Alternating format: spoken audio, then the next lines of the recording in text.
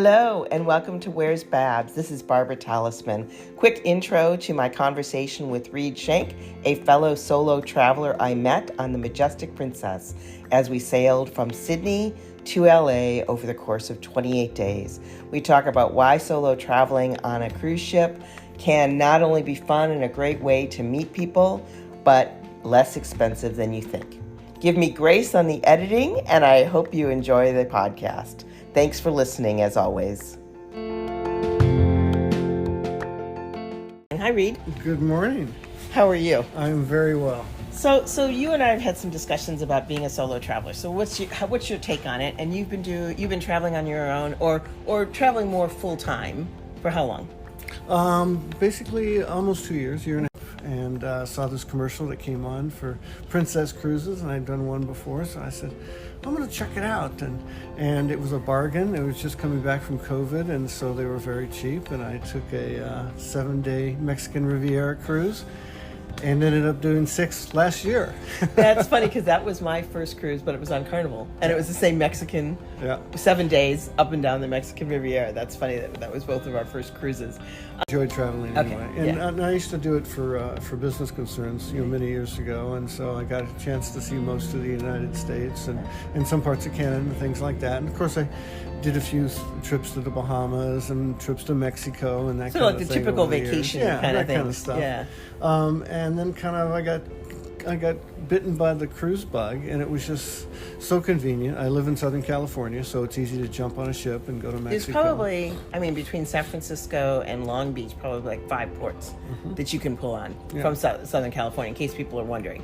So you don't have to only go to Miami. You don't have to only be on the East Coast, but on the West Coast, I think you actually have more choices of where to go, including the Pacific Ocean. Yeah, although it does get a little boring, because then you end up, after 4 or 5 cruises, it's like I have to go someplace different, right? So but one of the things that attracted me to cruising is because it's very conducive to meeting other people and other like-minded people that like to travel and that have been places, and it's just a very, very fluid environment where there's a lot of opportunities to meet people, and there are people that I have met and now have relationships with that I continue to travel with, and we plan cruises together, and there are people I met aboard ship. Yeah. And I think that like-mindedness is what it's all about.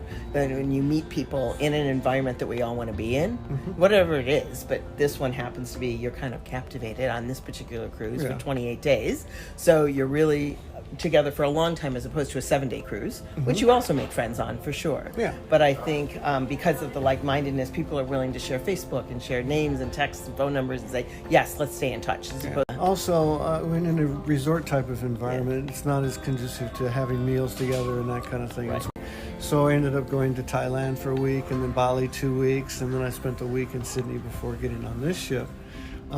So I spent those times in resorts or in hotels and situations like that, just kind of traveling around and doing things. You meet people on tours and that kind of thing, and you meet people at the hotel pool, and you go to dinner and that, but it's not quite as much as you find on board ship. And they can also be with family, either little kids or an entire generational family. Yeah, absolutely. And you're sticking out kind of a little bit, because they come together as a family to sort of have this family vacation or honeymoon or whatever.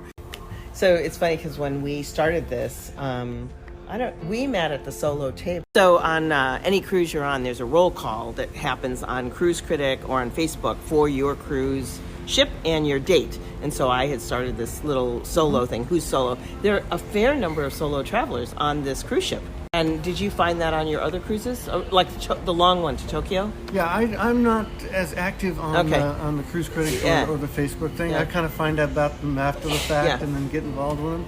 But I always typically go to the solo and singles meetup. I think as a solo traveler on a cruise ship, all the things that you said, but there are also opportunities to meet people. So you don't have to just go sit in the cafe by yourself. No. I put together a solo dinner table, for us to start off, and people could come and go, do whatever they wanted.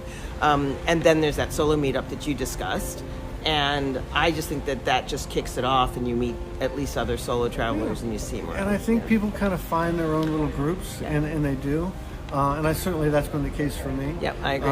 And it's usually I end up with about a half a dozen people, and we'll do excursions together and have dinner on a regular basis. And then as I said, there's people that I continue to keep in contact with afterwards.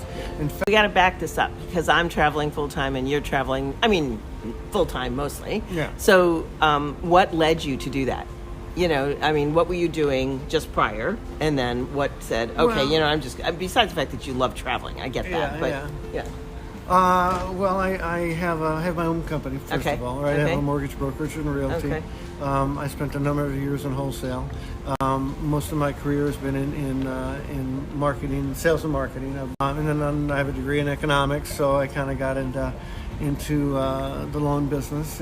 So you're not retired. That business is still going. It's still going, yes, but I don't do it a whole lot. Right. You've got people that do it, whatever. Because when you said people are joining you, that's great, and I think it's fine. But there aren't always a lot of people, single or otherwise, that have decided to go on the road full time. Oh, absolutely. I mean, you meet them sort of, but lining up schedules like you have with friends means that you've also met other friends, either friends or new friends, who have the ability to just stay on board. And we've met a lot of them on this ship. I mean, this was a 28-day just from Sydney to LA.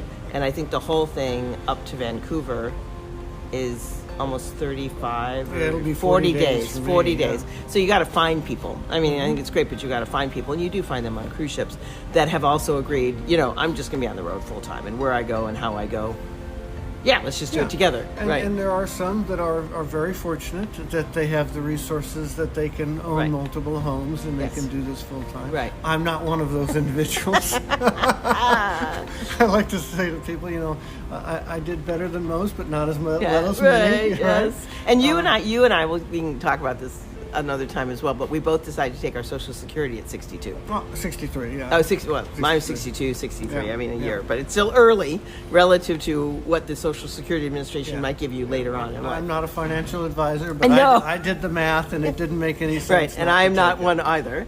But the other thing that you mentioned was about how you picked up this next cruise or this last cruise from Tokyo to this one on a future cruise credit opportunity. Oh, yeah. So this is one of the themes that we have is traveling well for less or for free, depending on what you're doing, right? Mm-hmm. And so the idea is that when you get on a cruise, they'll actually give you a better deal or a future cruise credit if you either put a deposit down or check or select another cruise before you get off the current cruise. Yeah, first of all, the first cruise that I took was the San Diego to Tokyo cruise. Right. And how many days was that? That was 25. Okay, 25 but days. That's what's called a repositioning cruise. Right, and that's what this one is as well. Right. Yeah. So what happens is cruise lines are taking boats from certain areas of the world and repositioning to others because that boat's going to... Yeah, it's a seasonal thing, and they're addressing that market, right? Exactly.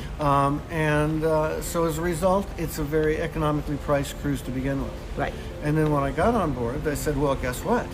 If you're booking a cruise while you're on a cruise and you sail by May 15th, we'll give it to you half off. Right.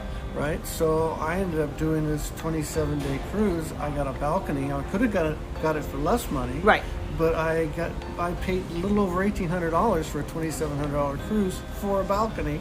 Ended up getting a mini suite once I got on board because they upgraded me for free. Right. And so when you do math on stuff like that, 28, 18, 1,700 or whatever, and it could have been cheaper if you took an interior. Yeah. Divided into 28 days. I can't do the math that fast. You probably can. It's like $60 a day. $60 a day. And it includes your food, and it includes your electricity, and it includes your Wi-Fi, and your transportation, and all of that other stuff. Right. So when we're talking about traveling well for less or for free, you and I both look at these deals, and I look at it on a daily rate or a monthly rate and go, well, this is cheaper actually than having an apartment. Yeah, I'm convinced that you can travel internationally for less money than it costs you to live in the United States. On a cruise. Yeah. On a cruise, without question. Yeah. Well, I think this has been a great conversation. We're going to continue it on a couple of other topics, but it's been great meeting you on the cruise, and thanks for being on the podcast.